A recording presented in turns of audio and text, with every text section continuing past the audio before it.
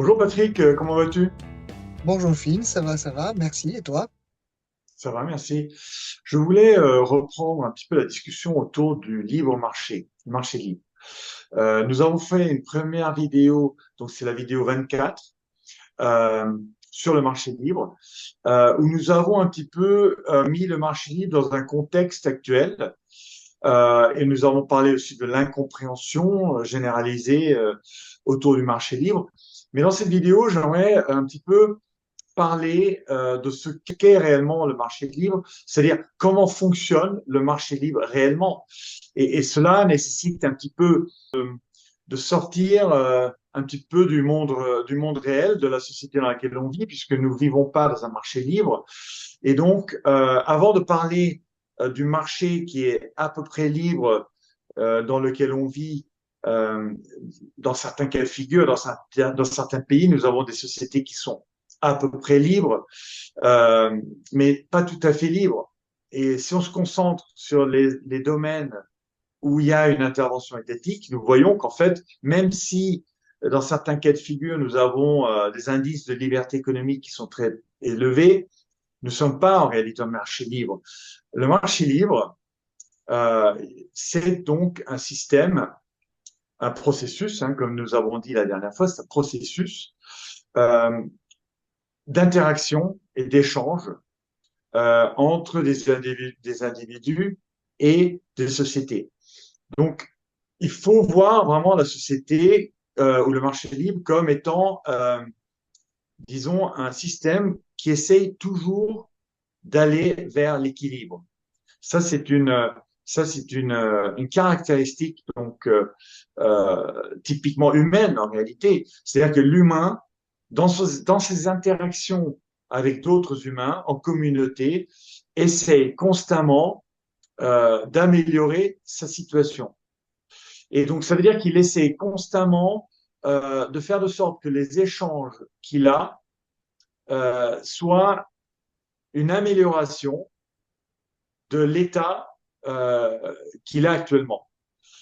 Et ensuite, ça peut être une amélioration qui est pour lui une amélioration, mais qui ne l'est pas forcément pour quelqu'un d'autre. Donc, il faut voir cela comme étant aussi une amélioration quelque part subjective.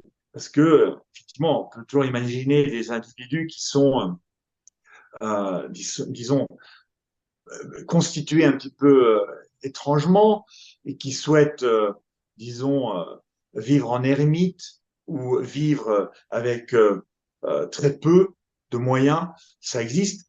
Mais néanmoins, les choix qu'il fait, ce sont des choix d'une amélioration pour lui. Ensuite, il est vrai que la grande partie de l'humanité essaye quand même d'améliorer ses conditions matérielles. Ça, c'est clair. Alors, déjà, est-ce que tu peux commenter par rapport à cela? Oui, je dirais oui. Cela dit, bon, je trouve que le marché libre, l'amélioration de la situation est assez objective et objectivable, c'est-à-dire que cela se traduit de manière très concrète par une amélioration de la qualité de vie des personnes. La manière dont évolué nos sociétés occidentales jusqu'à présent, parce que je pense que depuis quelques années, et en particulier depuis les événements qu'on a baptisés crise Covid, l'évolution n'est pas la même. En plus, à cause de la guerre en Ukraine, l'évolution n'est pas la même. Il y a des facteurs, d'autres facteurs qui interviennent. Mais disons, jusqu'à récemment, l'évolution des sociétés où les échanges étaient relativement libres conduisait à une amélioration objective de la situation des personnes. Cette amélioration objective pouvait se mesurer par différents facteurs, par exemple les facteurs d'alimentation, les facteurs d'espérance de vie en bonne santé, etc. Et cette qualité de vie est en effet pour moi un produit objectif du marché libre. Par contre, ce qui est subjectif, c'est le bonheur subjectif. J'ai un petit peu de mal à comprendre, non comprendre non, parce que je vois un petit peu pourquoi, mais j'ai un petit peu de mal à euh, voir pourquoi à croire qu'il y a des individus, des personnes qui pensent que euh, l'indice du bonheur, je crois qu'il appelle brut, quelque chose comme ça, pourrait remplacer ou devrait remplacer le PIB. Alors, le PIB a des limites, bien évidemment, mais l'indice de bonheur est tellement subjectif que je ne vois pas du tout l'intérêt, à part l'intérêt, on va dire, manipulateur. Donc, pour conclure, je pense que le marché libre est une réalité objectivable quand il produit des effets, et que le marché libre, les échanges libres, je devrais dire, les échanges libres entre les êtres humains peuvent très bien concerner des éléments immatériels, comme tu l'as dit aussi, qui sont ces éléments immatériels de spiritualité ou d'autres peuvent aboutir à un bonheur. Mais le bonheur, lui, est individuel, il est à chacun. Donc, pour moi, échange libre et bonheur sont deux interfaces de l'action humaine qui sont profondément liées. Oui, tout à fait. Et je pense que c'est vraiment le point sur lequel il faut s'attarder. Mises, effectivement, comme tu dis, Mises a son œuvre qui s'appelle L'action humaine. Et donc, il parle de l'action humaine sans faire d'a priori. C'est-à-dire, on ne, on ne fait pas, on ne fait pas de jugement de valeur en ce qui concerne l'action que chaque individu souhaite prendre ou prend.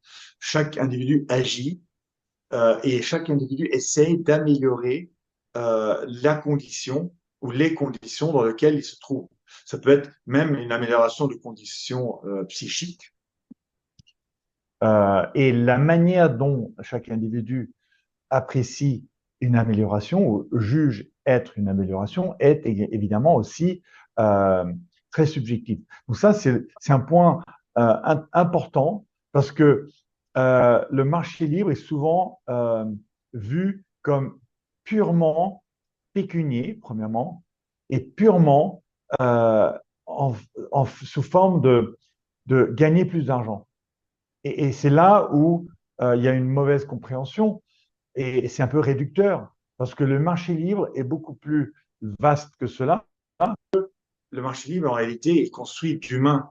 Et donc, il y a parmi les humains toutes les panoplies diverses et variées, euh, disons, d'objectifs dans la vie. Mais effectivement, comme tu dis, un des objectifs, c'est quand même d'améliorer la qualité de vie, souvent matérielle, et améliorer aussi la qualité de vie pour ses descendants. Donc ça c'est assez primordial, c'est très naturel chez l'homme, évidemment, chez tous les mammifères d'ailleurs. Donc donc ça c'est un premier point. Donc restons ici pour cette vidéo et je propose de réellement plonger dans ce processus pour notre prochaine vidéo. Merci Patrick. Merci, Finn. À bientôt.